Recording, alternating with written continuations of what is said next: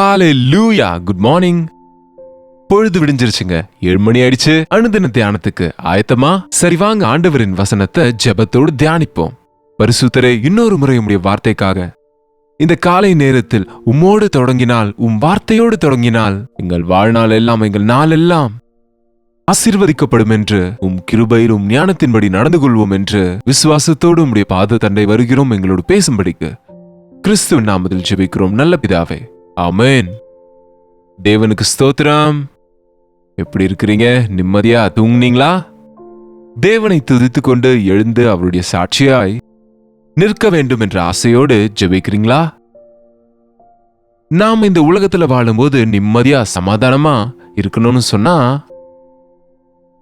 தேவனோடு உறவு வேண்டும், தேவனுடைய உதவி வேண்டும், தேவனுடைய சமூகத்தை உணர்ந்து அவருடைய சித்தத்தை அறிந்து வாழணும். உலகத்தை சந்தோஷப்படுத்தணும்னு, மனுஷங்களோடு சந்தோஷமா இருக்கணும்னு, உலகத்துல எதையோ பெறணும்னு நாம எவ்வளவு முயற்சி செய்தாலும் அது நடக்காதுங்க. நீங்களே சொல்லுங்க.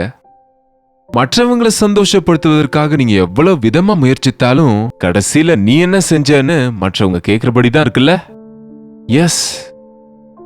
1000 செய்தாலும் ஒன்னு செய்யலனா உன்னால எனக்கு பிரயோஜனம் இல்லைன்னு மனுஷங்க நம்மை சொல்லுவது, நாம் அந்த விஷயத்துக்காக எவ்வளவோ நொந்து போகிறோம். மனுஷரை சந்தோஷப்படுத்த நம்மளால முடியாதுங்க. முதல்ல மனித வாழ்க்கை என்பதே ஒரு பரிதாபமான வாழ்க்கைன்னு தான் சொல்லணுங்க, இல்லையா? ஒரு அர்த்தமில்லாத வாழ்க்கையை தான் அநேகர் இன்றைக்கு வாழ்ந்துட்டு இருக்காங்க.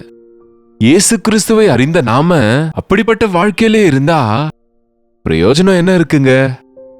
நம் வாழ்க்கைக்கு ஒரு நோக்கத்தை காட்டி இருக்கிறாரு. ஆகவேதான் ஆண்டவர் அறிஞ்சவங்க ஏசாண்டவரை நம்பிக்கொண்டு ஞான ஸ்நானம் பெற்று நான் ஏசாண்டவருடைய பிள்ளை என்று சொல்லிக் கொள்கிற ஒவ்வொருவரும் தேவனுக்கு பிரியமா நடந்து கொள்ளணும். ரோமருக்கு எழுதின நிருபம் 13ஆம் அதிகாரம் 11ஆம் வசனத்திலிருந்து வாசிக்கிறேன், கேளுங்க. நித்திரையை விட்டு எழுந்திருக்கத்தக்க வேலையாயிற்றென்று நாம் காலத்தை அறிந்தவர்களாய். அப்படின்னா பொழுது விடிஞ்சிருச்சுன்னு நித்திரையை விட்டு எழுந்திருக்கிறோம். அதுபோல கர்த்தருடைய வருகை நாள் சமீபமா இருக்கிறது என்று மயக்கத்தினாலும் போஜனத்தினாலும் உலக கவலைகளின் மயக்கத்தினாலும் மயங்காம வீழ்த்திருந்து ஜெபிக்கும்படி வசனம் சொல்லுது. நாம் விசுவாசிகளான போது ரட்சிப்பு சமீபமா இருந்ததை பார்க்கிலும் இப்போது அதிக சமீபமா இருக்கிறது. இரவு சென்று போயிற்று, பகல் சமீபமாயிற்று. ஆகையால் அந்தகார கிரியைகளை நாம் தள்ளிவிட்டு ஒளியின் ஆயுதங்களை தரித்துக் கொள்ள கடவோம். அந்தகாரத்தின் கிரியைகளை தள்ளி விட்டுட்டு என்னது அந்தகார கிரியைகள்னா? களியாட்டும் வெறியும், வேசித்தனமும், காம விகாரமும், வாக்குவாதமும், பொறாமையும் உள்ளவர்களாய் நடவாமல், பாருங்க, களியாட்டு செய்யாதவர்களாய், வெறியும் இல்லாமல், ஈட்டிங், ட்ரிங்கிங் அண்ட் டான்சிங், சாப்பிடு, குடி, சுகித்திரு. ஒரிஜினல் லாங்குவேஜ்ல சாப்பிட்டு குடித்து அனுபவி. செக்ஷுவல் சின்ஸ்னு அர்த்தம். மனுஷங்க இன்றைக்கு அதன் மேலேயே மனசு வச்சிருக்கிறாங்க. இன்றைக்கு பாருங்க, வாலிபர் கிளப்ஸ்க்கும் பப்ஸுக்கும் ஓடிக்கொண்டு இருக்கிறாங்க. காலேஜ் ஸ்டூடெண்ட்ஸ் கூட பிடிக்கப்படுறாங்க. ஒவ்வொருவனும் குடிப்பதிலும் எகிறுவதிலும் சாப்பிடுவதிலுமே குறியா இருக்கிறானே தவிர என்னுடைய வாழ்க்கையின் நோக்கம் என்ன? வாழ்க்கையின் இலக்கு என்ன?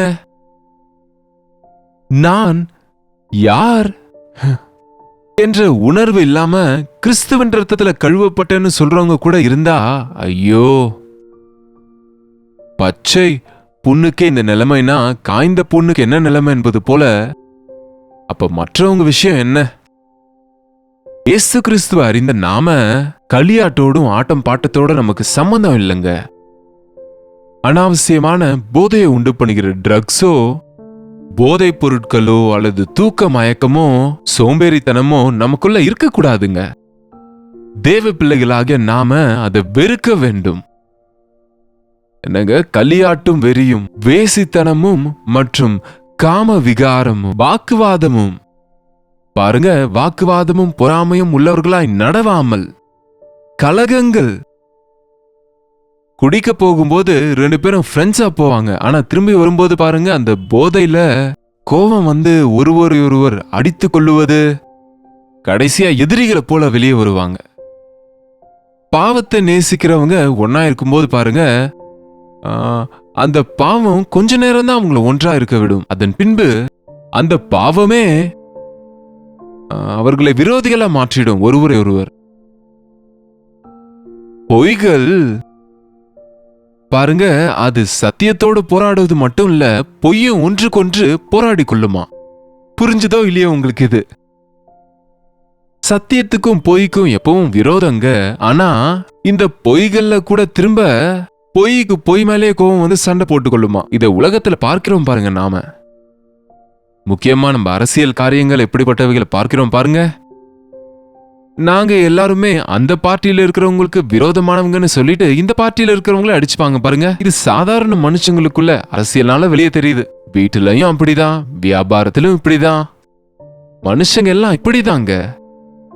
சண்டைகள் பணத்துக்காக, சண்டைகள் அதிகாரத்துக்காக, கலகங்கள், ஈகோ, அவங்க தனித்தன்மையில பெருமை, ஒரு வார்த்தை அவங்கள சொல்லக்கூடாது, அவமானப்படுத்தக்கூடாது. அது ஏசாண்டவர் வழி இல்லங்க. தாழ்த்தி கொள்ளுவது ஆண்டவர் நமக்கு கற்றுக் கொடுத்தது. உயர்த்துவது தேவனுடைய வேலை. வாக்குவாதமும் பொறாமையும் உள்ளவர்களாய் நடவாமல் சீராய் நடந்து கொள்வோம். யார்கிட்டயாவது வாக்குவாதம் பண்ணீங்களா? யார் மேலேயாவது பொறாமப்பட்டீங்களா? ஏதாவது போதைக்கு அடிமையா இருக்கிறீங்களா? ட்ரக்ஸுக்கு மயக்கம் உண்டாவது மட்டும் இல்லாம இன்றைக்கு அநேகர் செல்போன் மயக்கத்துல இருக்கிறாங்க, வாட்ஸ்அப் மயக்கத்துல விழுந்து இருக்கிறாங்க, யூடியூப் போதையில இருக்கிறாங்க, மீடியா போதையில விழுந்து வெளியே எங்கேயும் பார்க்க மாட்டாங்களே, அப்படியே கான்சன்ட்ரேஷன் அங்கேயே வைப்பாங்க. அந்த நேரத்துல நம்ம ஏதாவது அவங்க இடத்துல பேசினா ஒரு மாதிரியா பதில் கொடுப்பாங்க, அலட்சியமா பதில் கொடுப்பாங்க, சத்தமா கூப்பிட்டா எரிஞ்சு விழுவாங்க. இல்ல, மனுஷன் தன்னுடைய கட்டுப்பாட்டுக்குள்ள இருந்து தவறி போகிறான், பாவத்துக்கு அடிமையாகி போறான், உலகத்துக்கு அடிமையாகிடுறாங்க. இயேசுவின் பிள்ளைகளாகிய நாம இரவல்ல பகலுக்கு சம்பந்தப்பட்டவங்களாக இருக்கணும். திருடரை போல, விபச்சாரர்கள் போல, இருட்டிலே ரகசியமாய் செய்கிற பாவங்கள் செய்கிறவங்க போல நாம இருக்க கூடாது. தேவனுக்கு முன்பாக உத்தமமா நடப்பது, பகல்ல மரியாதையா நடக்கிறது போல.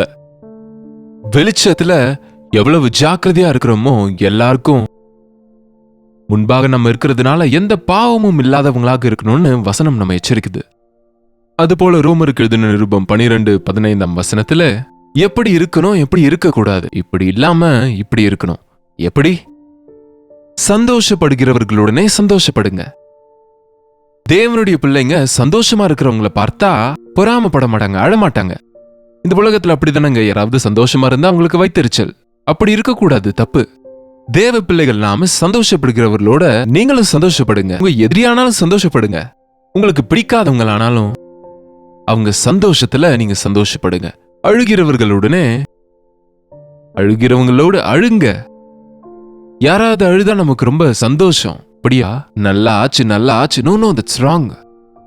அழுகிறவர்களுடனே அழுங்க, அவங்க துக்கத்தை பகிர்ந்து கொள்ளுங்க. ஒருவரோடொருவர் ஏக சிந்தையுள்ளவர்களாய் இருங்க. இது ரொம்ப முக்கியங்க. மனுஷங்க சேருவது ரொம்ப சுலபம், ஆனா மனது ஒன்று சேர்வது ரொம்ப கஷ்டம். மனது ஒட்டாம இருப்பதற்கு பாவம்தான் காரணங்க. கழுவப்பட்ட இருதயம், கிறிஸ்துவின் ரத்தத்துல கழுவப்பட்ட அவனுடைய இருதயம் எல்லாருடைய இருதயத்தோடு கலந்துவிடும். பாவம் இருக்கிற இருதயம் பக்கத்திலே இருக்கிற மனைவியோடு, கணவரோடு டீப், அது என்ன உயிர் நண்பர்கள்னு சொல்லுவாங்க பாருங்க, அப்படிப்பட்ட ஃப்ரெண்ட்ஸ் கிட்ட கூட சேர்ந்து இருப்பது போல இருப்பாங்க. ஆனா அவங்க மனசு ஒட்டாது. மனதுகளை ஒன்று சேர்ப்பவர் நம் ஆண்டவர். கிறிஸ்துவின் அன்பினால அந்த அன்பின் பந்தம் நமக்கு உண்டாகும். தேவ பிள்ளைகள் ஆன பிறகு கருத்து வேறுபாடுகள் இருந்தாலும் வித்தியாசங்கள் இருக்கும். எல்லாரும் உங்களை மாதிரி இருக்க மாட்டாங்க, எல்லாரும் அவங்கள போலயும் இருக்க மாட்டாங்க. அவங்கள நம்ம சகிச்சுக்கிறோம், நம்மள அவங்க சகிச்சுக்கணும். நமக்குள்ள குறைகள் இருக்கு, அது அவங்க சகிக்கிறாங்க, அவங்க குறைகளையும் நாம சகிக்கணும். அதை விட்டுட்டு ஒருத்தர் குறைய இன்னொருத்தர் எடுத்து காட்டிட்டு இருந்தா மனது எப்படி ஒன்று சேரும்? பாருங்க, யாரோட விஷயத்த அவங்களே பார்த்து கொண்டா சரி செய்து கொண்டா நல்லா இருக்கும். ஆனா ஒருத்தருக்கு ஒருவர் சரி செய்யவே முயற்சி செய்துட்டு இருக்கும் போது யாரோ ஒருவர் சொன்னார், மற்றவங்க தவற கண்டுபிடிக்க முயற்சிக்கிற வரைக்கும் என் இருதயம் இன்னும் இன்னும் கெட்டு போகிறது. நம்ம மனசு சேராம இருக்கிறதுக்கு நம்ம இருதயத்தில் அகங்காரம், கோபமும், பொறாமையும், ஈகோ, என்னங்க ஆட்டிடியூட், இங்கிலீஷ் வார்த்தைங்க நிறைய பயன்படுத்துறாங்களே இன்றைக்கு. நான் என்ற அகங்காரம் இருக்கும்போது நம்ம மற்றவங்களோட சேர முடியாதுங்க. ஏக சிந்தையுள்ளவங்களா இருங்க. நம்ம ஏசாண்டவர் மனசுகளை ஒன்றாக்குகிறவர், மனிதர்களை ஒன்றாக்குகிறவர், அன்பினாலே நிரப்புகிறவர். மேட்டிமையானவைகளை சிந்தியாமல் தாழ்மையானவர்களுக்கு இணங்குங்கள். எட்டாதவைகளுக்காக பேராசப்படாதீங்க, இருக்கிறவைகளுக்காக சந்தோஷப்படுங்க.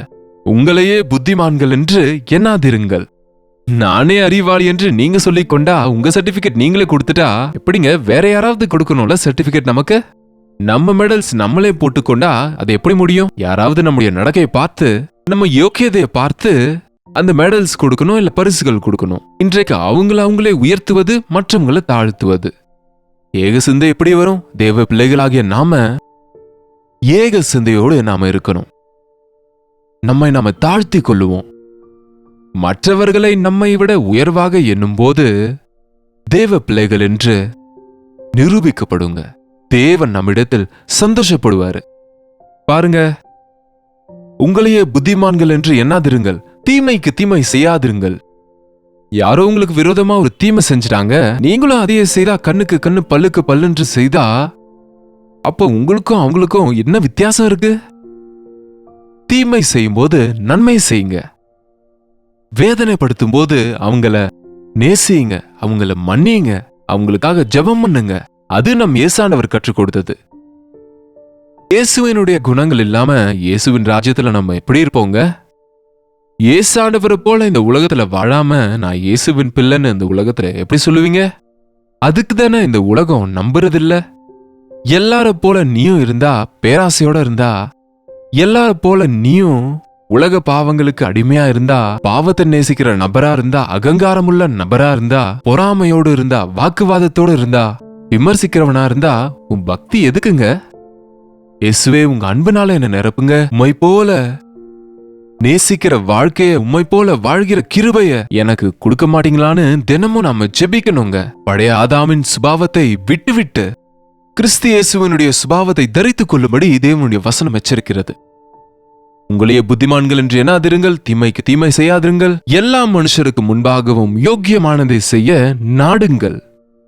மனுஷர் எல்லாருக்காகவும் எது பிரயோஜனமோ உங்களுடைய தனிப்பட்ட சுயத்துக்காக மட்டும் யோசிக்காதீங்க. எனக்கு மட்டும் பிரயோஜனமானது, எனக்கு உபயோகமானது மற்றவங்களுக்கு தீங்கு உண்டாக்கும்னா அதை விட்டுறணும். அதுதான் ஏசாண்டவர் கற்றுக் கொடுத்தது. இன்றைக்கு பாருங்க, நாம உயர்த்தப்படுவதற்காக மற்றவங்களை தாழ்த்துவது, நீங்க உங்க பெருமையை சொல்லிக் கொள்வதற்கு மற்றவங்களை கேவலப்படுத்துவது என்பது உலகம் முழுவதும் பார்க்கிறோம். இது சாத்தானுடைய வழக்கம், உலகத்தின் வழக்கம்.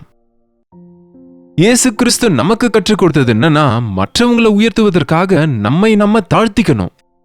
மற்றவங்களை நேசிக்கிறதுக்காக உங்களை நீங்க வெறுக்கப்பட்டாலும் கூட சகித்து கொண்டு இருப்பது என்பது தேவனுடைய பழக்கம். சில நேரம் பாருங்க, நம்ம பிள்ளைகளோடு விளையாடி கொண்டு இருப்போம். அவங்க தான் ஜெயிச்சாங்க, நம்ம தோத்துட்டோம் என்பது போல சின்ன சின்ன விளையாட்டு விளையாடி கொண்டு நம்ம தோற்று போறது போல பண்ணா அந்த பிள்ளைங்க எவ்வளவு சந்தோஷப்படுவாங்களோ. அப்பாவை அம்மாவை தோக்கடிச்சிட்டேன், அண்ணனை தோக்கடிச்சிட்டேன். அது போல மற்றவங்க விஷயத்துல, ஒவ்வொரு விஷயத்திலும் நம்ம நடந்து கொள்ளும் போது தேவனுடைய நாமம் மகிமைப்படுத்தப்படும். அந்த நபர்களை நாம ஆண்டவருக்காக சம்பாதித்துக் கொள்ளுவோம். எல்லா மனுஷருக்கு முன்பாகவும் யோக்கியமானவைகளை செய்ய நாடுங்கள். கூடுமானால் உங்களால் ஆன மட்டும் எல்லா மனுஷரோடும் சமாதானமாயிருங்கள். சமாதானமாயிருங்க அப்படின்னு சொல்றாரு. அப்படின்னா எல்லாரோடும் சமாதானம்னு எம்மதமும் சம்மதம்னு சொல்ல முடியாதுல்ல. எல்லாரோடும் எல்லா விஷயத்திலையும் நம்ம ஏகமா இருக்க முடியாதுல்ல. ஆனா தேவனுடைய வசனத்துக்கு, தேவனுடைய நாமத்துக்கு, நம்ம பரிசுத்தத்துக்கு தடையா இல்லாத விஷயங்களுக்கு கூடுமானால் எல்லாரோடும் சமாதானமா இருப்போம். பாவம் விஷயத்துல தவிர மற்ற எந்த விஷயமா இருந்தாலும் சரி, நாம விட்டு கொடுக்க ஆயத்தமாக இருக்கணும். பாவம் விஷயத்துல மட்டும் நம்ம மனசாட்சியை கெடுத்து கொள்ளாம, பாவ விஷயத்துல மட்டும் மனுஷரை சந்தோஷப்படுத்த பாவத்துக்கு இடம் கொடுக்கிறவங்களாக இல்லாம, கூடுமானால் எல்லோரோடும் சமாதானமா இருங்க. ஒரு உண்மையான இயேசுவின் பிள்ளைக்கு எதிரிகள் கிடையாது, அல்லது தேவனுடைய பிள்ளைகளுக்கு எதிரிகள் யாரும் கிடையாது. என்ற விதத்துல ஏசாண்டவரை நம்பி இருக்கிற நீங்க உங்க வீட்டுல இருந்தா உங்க வீட்டாரெல்லாம் ஆண்டவரை தெரிஞ்சுப்பாங்க. நீங்க இருக்கிற இடத்துல எப்படிப்பட்ட சாட்சி கொண்டிருந்தா உங்களுக்குள்ள இருக்கிற கிறிஸ்துவ பார்த்து உங்க கிறிஸ்து எங்களுக்கும் வேண்டும்னு கேட்பாங்க. அப்படிப்பட்ட கிருபையை தேவன் நமக்கு கொடுப்பாராக. ஜெபிப்போம். பரிசுத்தரே, அன்புள்ள தகப்பனே, இன்னொரு முறை உம்முடைய சமூகத்துல ஜெபிக்கிறோம் ஆண்டவரே.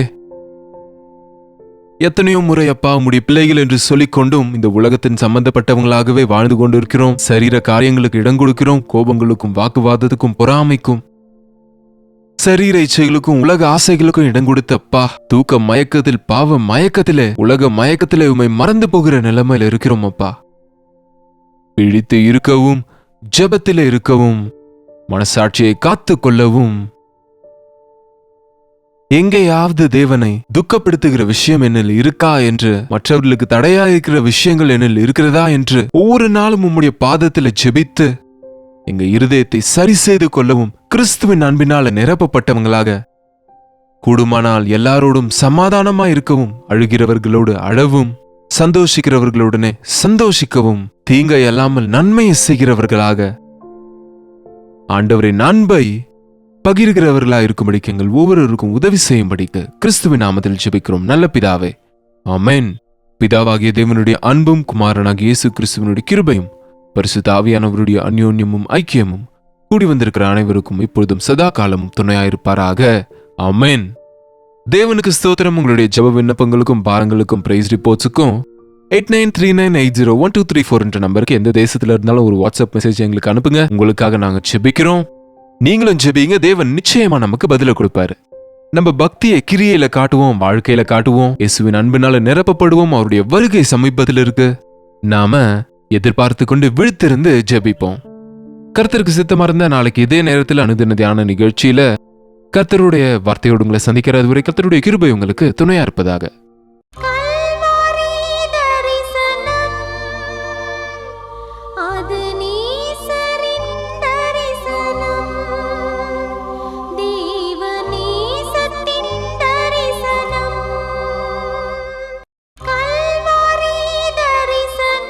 ஒவ்வொரு நாளும் உம் வசனம் தியானிப்பேன். ஒவ்வொரு காலையிலும் உம்மை சந்திப்பேன். ஒவ்வொரு நாளும் உம் வசனம் தியானிப்பேன். ஒவ்வொரு காலையிலும் உம்மை சந்திப்பேன். என்னோடு பேசும் தெய்வம் நீ, இன்றும் என்னோடு பேசிடும். உம் வார்த்தை ஜீவன் உள்ளது, இன்றே என் வாழ்வை மாற்றிடும். அனுதின தியானம்